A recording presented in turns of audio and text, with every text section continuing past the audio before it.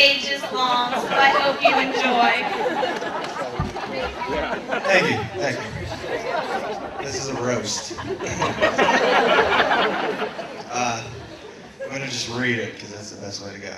When I asked Molly how to start my speech, she told me to start from the beginning. The more I thought about this statement, the more I realized that was a good idea. The beginning is usually where you make a good impression on someone. It's where you let them know what you are all about and without coming too out in the open and embarrassing them. In the beginning, when I first met Molly, we were at Short Holes at Mill Creek Park. It was one of their first dates, and I decided to test her and to see if she was the right woman for Matt. So in order to do this, I thought it'd be a great idea if I took my pants off. And I ran past her and Matt as they were going towards their ball. She was a little embarrassed, I'm sure, and probably a little confused.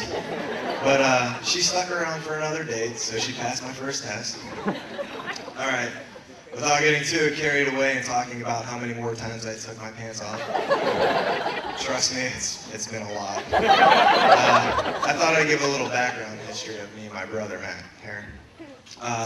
As we grew up, we were forced to share a lot of things. We shared a room until I was 9 and he was 13. And we shared a bed until I was 20 and he was 24. But no. Actually, I was 10 when I quit sharing a room with him.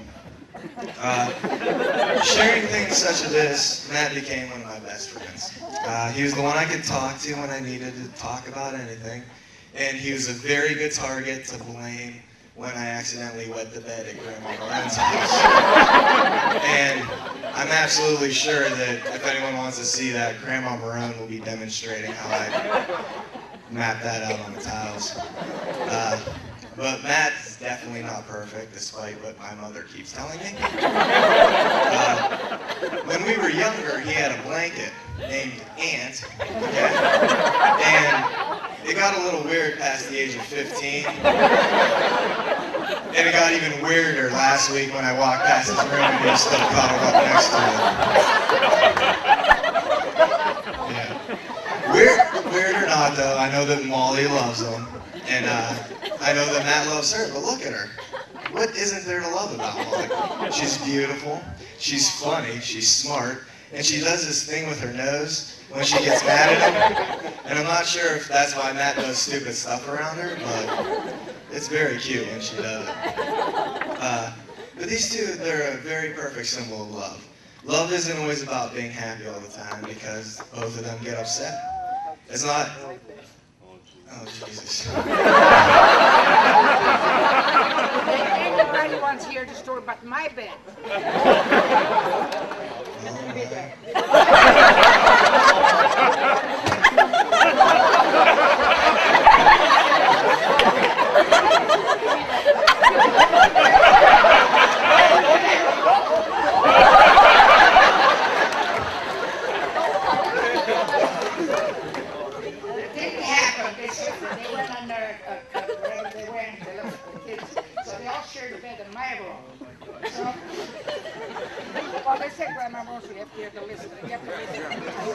So anyhow, Ross got up that morning, he was all excited, Grandma, you gotta give me back, you got to my head where you sit with my father, and I want to be able to work for you. I said, okay. So I took his pajamas on, I put on his cover, give him water, and stuff.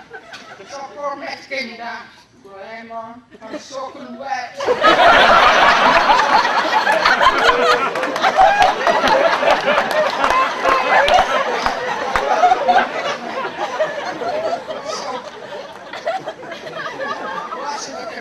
Grandma didn't eat in bed. Max did. I said, you never lie when you come to Grandma Maroon's house. You gotta say, who peed in my bed? So I had a store down the basement and we were coming back. So Ross came down and said, Grandma, I'll show you exactly what happened. I said, what happened? He said, see this? He went to make a map on the car. He said, Max, he was peeing in bed. And he said, he pee on this side, take this way, and you go to me.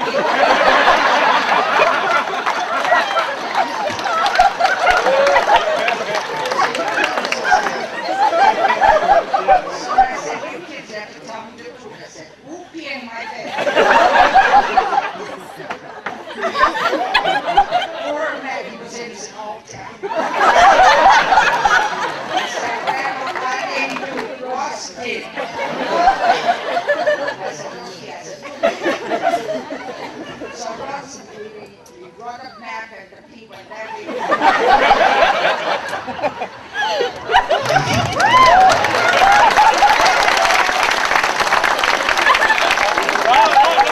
All right, enough stories about last year.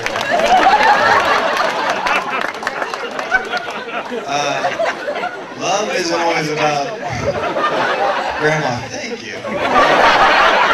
I'll be leaving in 10 minutes.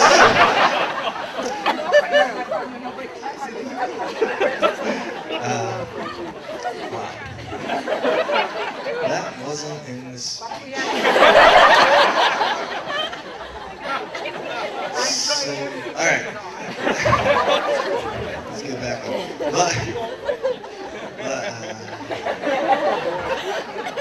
Love isn't always about being happy all the time because we both want to get upset. But it's about having someone to lean on during the hard times, such as the one we just went through. And that someone is the one that you love during it, no matter what. Molly, love is about sacrifice. It's about golf outings 3 times a week, playing cards till the late hours of the night at your uncle's house, and watching LeBron James lead the Cavs to a championship season this year, every night of the week. This should cover the first few arguments that you two have as a new married couple. These two are really a beautiful example of what love is all about in too many ways to name. I'm sure that as any of you watch you two throughout the night, you'll realize how really in love they are with each other and why I say this. Molly, I realized that the past week, today I'm losing Matt from my house, pretty much leaving me and my parents at home alone to get along perfectly fine as a 22-year-old would with 2 parents that are pushing 50-something and who completely understand all of my great ideas. For my parents and I, this means that our referee is gone. No one left to justify to me why mom and dad are right and why I'm most likely wrong. This also means that I'm turning over to you, Molly, someone that I have slept with for most of my life. A grown man that still sleeps with a blanket that he has a name for, and someone that you could blame the bed on when you pee it, and Grandma, don't get back up. What more can you ask for? Nevertheless, I'm sure he's going to treat you great, and I'm sure that you'll treat him the same. So this is where I wrap this speech up, say something that will stick for you two for the rest of your lives and make the audience get a gentle tear in their eye. Matt and Molly, I want you two to look into each other's eyes, and I want the rest of you to watch these two look into each other's eyes. This right here is the beginning for these two, a start to a new life that will be filled with good times and sometimes bad. The love these two have built up is the base for the rest of their lives and any obstacles that will come up. I have no doubt that these two are perfect for one another and will be in love forever from the love that they already have. Being that this is the beginning for these two, much like the beginning when I first met Molly, I thought right now would be a great time to take my pants off. But I also know that I would be looking for a new place to stay. And that the extra room in your house wouldn't be it. Matt, I really do hate to see you go. And I lost my place. Oh, Matt, I hate to see you go, and I'm really going to miss the time we used to get to share with each other. We'll still have it, but it's not going to be the same at home time where you became my best friend, and the cats aren't going to want to listen to me when I talk to them. You're going to a great girl that deserves to have the same man that I had all these years. And Molly, you already know this, but I couldn't have picked a better woman for my brother. You really are a beautiful person inside and out, and I look forward to you making my brother a great wife and watching you two grow old together. So, right now, I'd like everybody here to raise their glasses and to toast Matt and Molly that they have a great life filled with many years of happiness, many years of joy, and many new nieces and nephews for me to play with. Salute! Salute!